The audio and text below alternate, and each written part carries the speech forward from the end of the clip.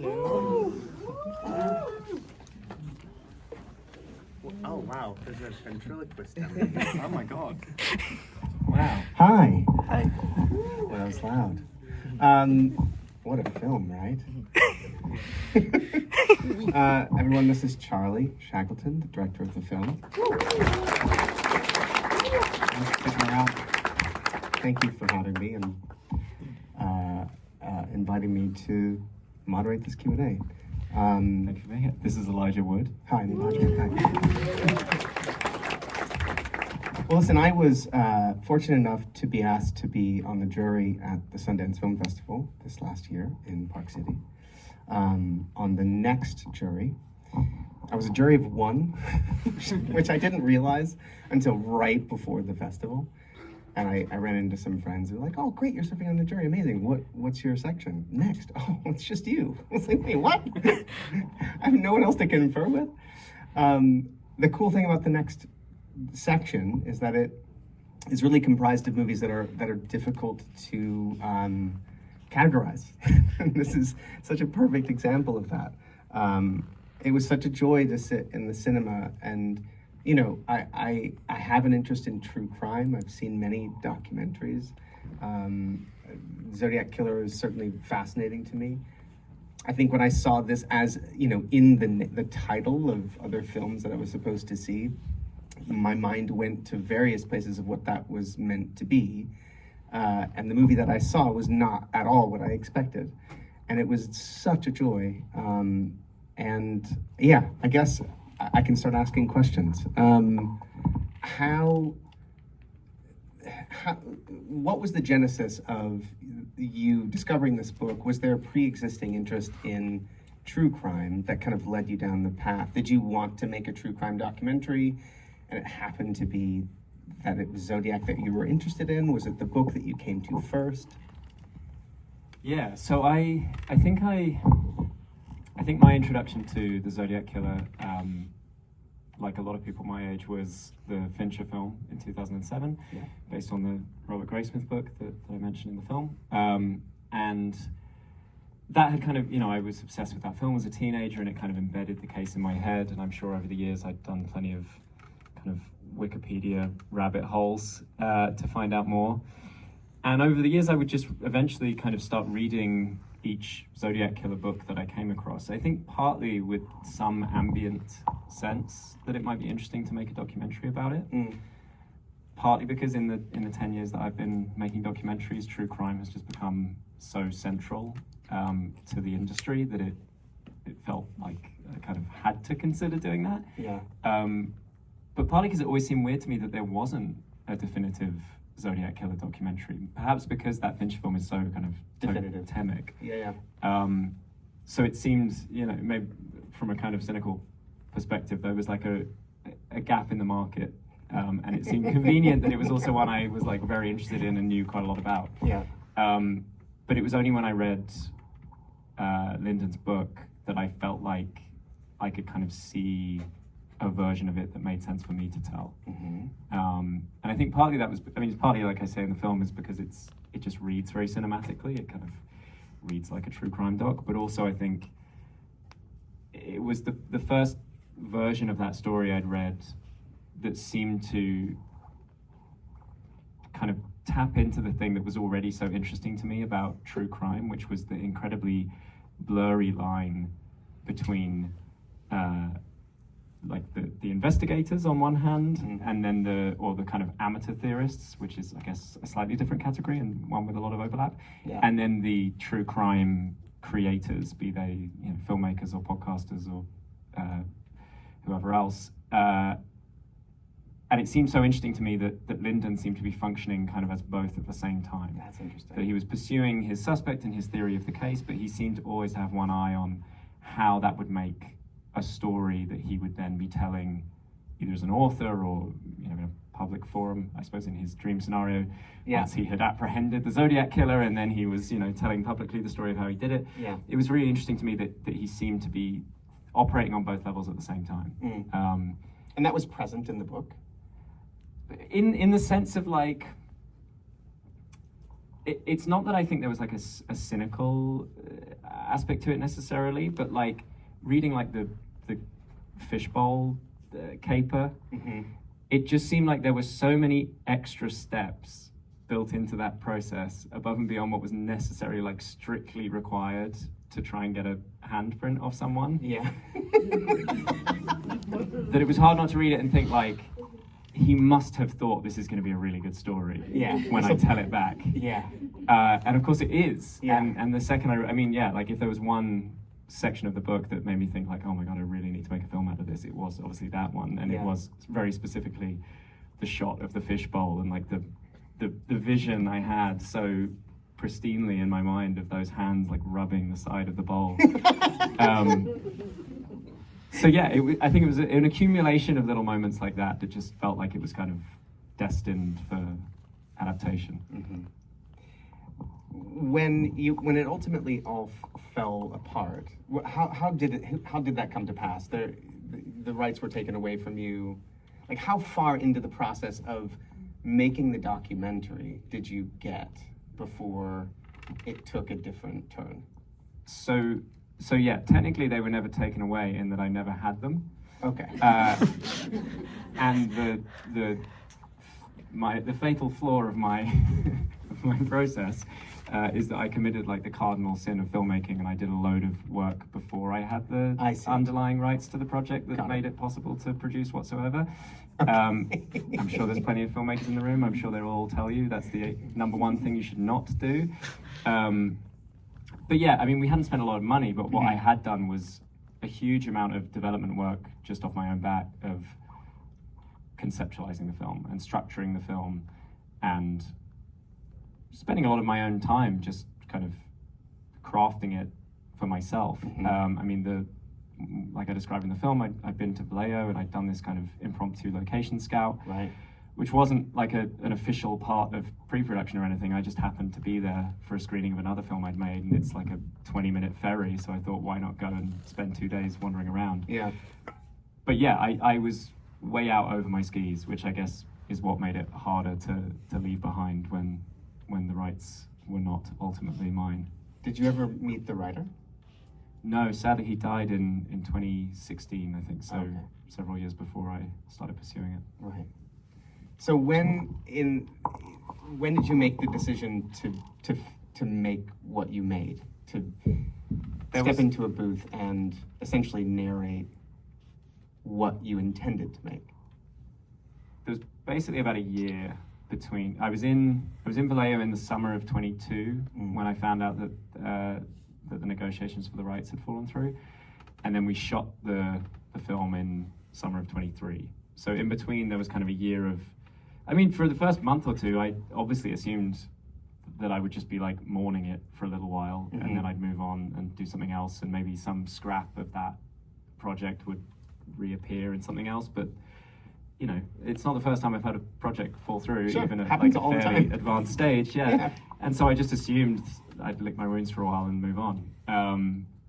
But I think precisely because I'd done so much kind of freelance development work in my own head, I found it just impossible to leave behind. And basically I found myself back in London, like sitting with friends in bars and just performing this film for them before it was a film, and forcing them to listen to me describe this fishbowl thing for 15 minutes.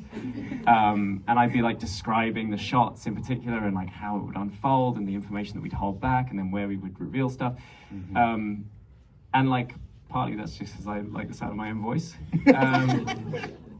But also, yeah, it was tantalizing. It was like this, I'd never before, I think, had something that felt so fully formed in my head. Yes. That couldn't actually then be fully formed in reality. Yeah. And so eventually that started to seem like an interesting subject for film.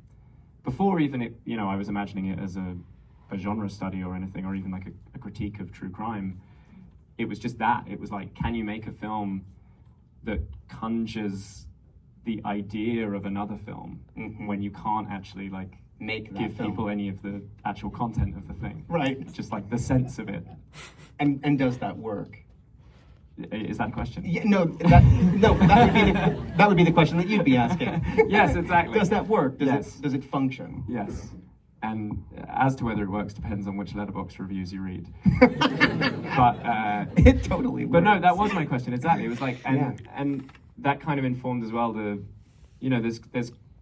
there's almost like a kind of pedantic purity of concept in the film, in that it is real time and it's scene by scene and it plays out exactly as that film would. And I kind of knew that could work on the level of an individual scene because I'd done some tests and I felt cool. like it was kind of engaging for 5 or 6 minutes at a time, but it felt like a very big question mark hung over the question of whether that could actually sustain an hour and a half. Yeah. And yeah, I kind of felt like I'd rather find out, even if the answer is no, and make a film that doesn't really work, rather than like compromise in advance and give up on what seemed to me an interesting question as to whether you could sustain that for an hour and a half. Totally. What was your process in that? So having done the tests of bits of it that felt like it was working, which would have been probably individual stories that were really beat it out, what was the process of writing it and then structuring it? I mean, I imagine there would have been something in post to help it move along. Like, what was that process of writing the thing out from the intent of essentially storytelling your film to making it feel like it could function within 90 minutes? So kind of the first and only rule I set myself was that I didn't want to script any of it, because I wanted it to capture that kind of spontaneity that all of these tellings to friends had, Right. and the feeling of the kind of natural rhythms of speech and how you refine a story through retelling it, but you don't necessarily like get it word perfect. You just get a sense of its rhythms, and you get to kind of enjoy the act of telling it.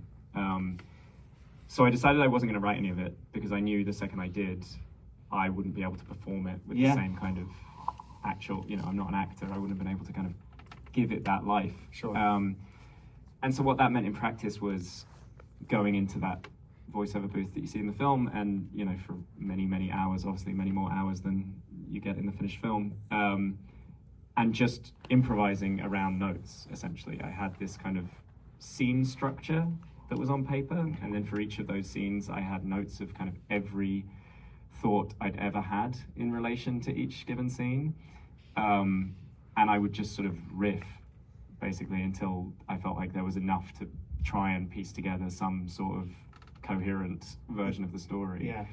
But then the interesting thing as well was, inevitably, once that was all cut together, I began to realize the narrative problems that the unmade film would have had, because I was getting them like... You were editing your old film. Exactly. I was getting them like secondhand.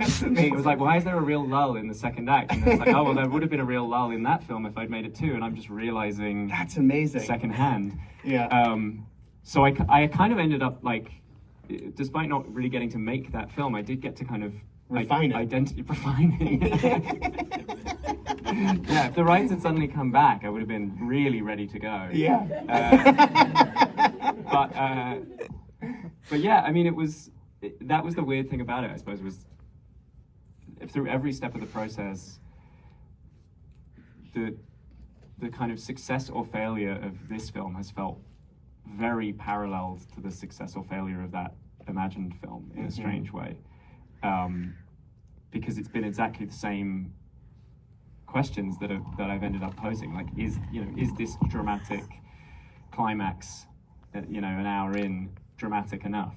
Right. And the only difference is that, where in that unmade film we would have had actual like narrative beats that create the drama. Sure. In this film, we just have me saying, "This is dramatic. This would be dramatic. Experience the sensation of drama right now, please." But yeah, I mean, it was a kind of uncanny feeling throughout as a result. Did it scratch the itch of the unmade film? In some did ways, it resolve that it did, for you? like shooting the fishbowl. genuinely was like, there was like an unreal degree of catharsis. It had to. That day. Even though I could not get the guy to slap it the way I wanted him to slap it. We did so many takes of that. Because I think he was a little like, he was too tentative. I either worried he was going to break the glass, or I tell you what it was. Scare the fish. This was it. My producer had raised the possibility that it might be cruel to the fish to hit the bowl too hard. Oh. And I think after the actor heard that, For sure. he didn't want to hit the bowl too hard. Yeah. And so we're all Googling like fish, auditory trauma. And Just to calm him and, down. and I'm like, I'm sure we only need one good take, and then we can soothe the fish. I think it's going to be fine. But it took him a long time to like build. I mean, I think it works in the final version, but it took him a long time to build up to the confidence he required to be cruel to the fish. Amazing. And addendum to that, we didn't know what to do with the fish at the end of the shoot, because we bought the goldfish that morning in a pet shop for like Oh. £1 each. I couldn't believe that fish are so You cheap. finished and you were like, now what? Yeah, now what? And we were like thinking, like, can we just like go to a park with a pond and put them in the pond? But then that same producer is Googling and it's like, oh, fish won't survive if you put them in a new kind of water. You've got to like put them in 10% more of that water each day for 10 days, and that's the only way they won't like get a shock to the system. Oh, God. And then eventually, I remembered that my aunt, who lives in South London, where we'd shot all of that studio stuff, had a backyard pond with fish in it. And so I talked the producer into giving them to her, and that they would hopefully survive in her pond. And she came round and we gave her the bag and she took them home and she put them in the pond. They were eaten. And in my head, I'm obviously thinking like, I give them a week. But you heard this, I've never said this in a Q&A before. I just found out 2 weeks ago, they've had little fish babies. Oh, come on. Yeah. It's a whole family now. Wow. Yeah. And that's 2 years on. That fishbowl story in the book to what you were going to do in the film, to what you did in the film, to now in the pond. Yeah. That's really beautiful. And life carries on. That's amazing. How many days of shooting was it? So For the footage itself. in California, it was like a little over a week.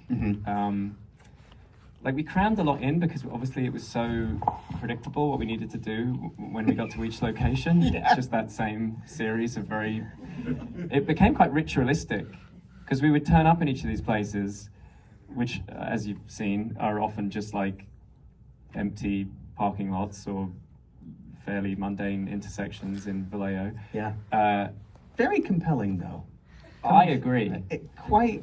Not everyone does, but I agree. Listen, I think the movie has a rhythm, and when you find the rhythm, I don't know, it lulls you into its pacing, and those shots are really compelling. And it felt, I mean, we were certainly within the rhythm while we were there, like, because we would, we'd turn up, we were a tiny team of like 4 people. I was going to ask how We'd many. set the tripod up, and then Xenia Patricia, my cinematographer, would kind of find her master shot, and then she would test the zoom in that happens in every sequence. Yeah.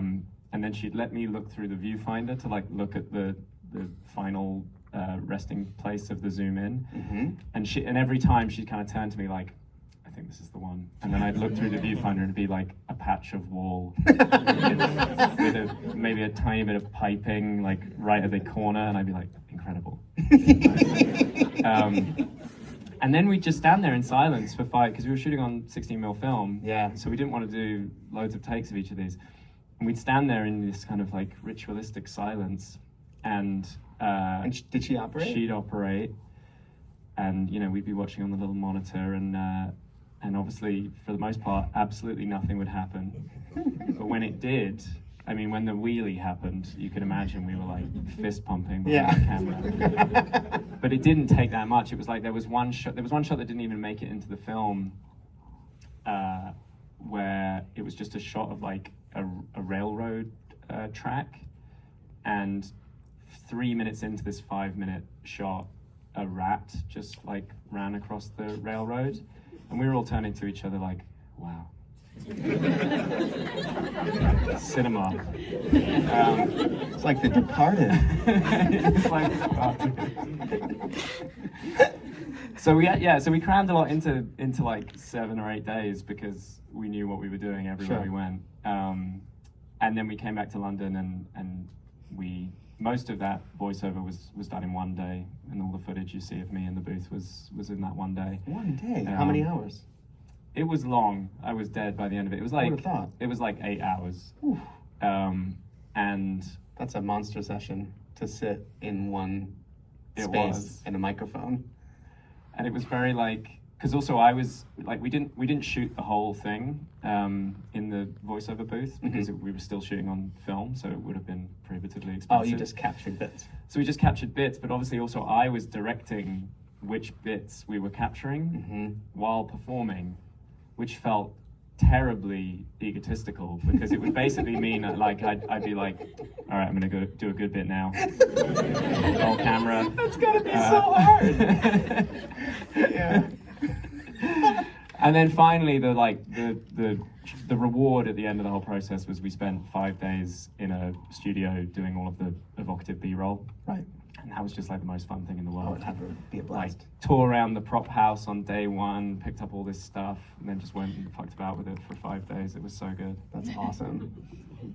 But we only had the actors, the stand-ins, for 1 day. So every time you see either of the two men, that was on the final day, which is also when we had the car, and that was kind of our big day. And that was the last day of shooting? That was the very final day. Wow, that's pretty incredible. But it also means that all the other shots we'd done on the preceding days that needed Lyndon's hands are instead my hands, which are about 1/3 of the mass of the hands of the actor who played Lyndon. So if you ever see the film again, look out for my insanely spindly hands, which create quite a mismatch with the man who's otherwise playing Lyndon. I love that. That's great. It's a good Easter egg for next time I watch the movie. Should we take some audience questions? Here. Oh, very enthusiastic. Yes, sir. So you didn't get the rights. Have the rights holders seen the film, and what was their reaction? So I don't know. I notified them about the film, but I've heard nothing more since then. So I know as much as I did when I made it. That's the best option. Yes. The person who was recording you when you were doing your studio session, who was that, and did you send them home with a viewing list? Did they watch any of the things that you mentioned? So that is one of my producers, and who's also the one who was so concerned about the fish welfare.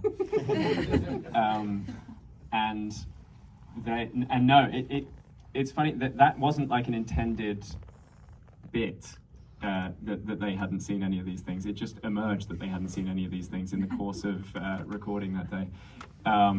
But yeah, it became a kind of enjoyable back and forth. It's also, I was glad to have it in there as well because there's obviously several bits in the film where it sounds as though I'm just laughing at my own jokes. And I wanted anything in the film that could try to convey that there were other people there. and that when I'm laughing with people, you just can't hear them. And so it's like 10% less self-satisfied than it sounds when you see the finished film. That's my defense. If by some reason you get the rights, will you still make it? For a long time, my answer would have been yes. Like for basically the entire production process of this, it still felt like a kind of consolation prize. And I think since it started screening and since I've got to actually like experience it with an audience and also experience it having just like such a different life than a film like that would have ever had. And one that's, got its downsides. Obviously it's reaching a much smaller audience than a massive Netflix true crime thing would reach. But it's such a different kind of viewership to get to be in a room like this with people, and also to have the privilege of people watching it in such a kind of, dedicated, immersed environment as a movie theater, which is obviously what you lose when something becomes second screen content, to use the dreaded Netflix exec buzz phrase. Is that what they call it? That's what they call it when you're mainly looking at your phone, but you'll look up every now and then at your second screen content. Oh, that's so upsetting. You've got a few films on Netflix, haven't you?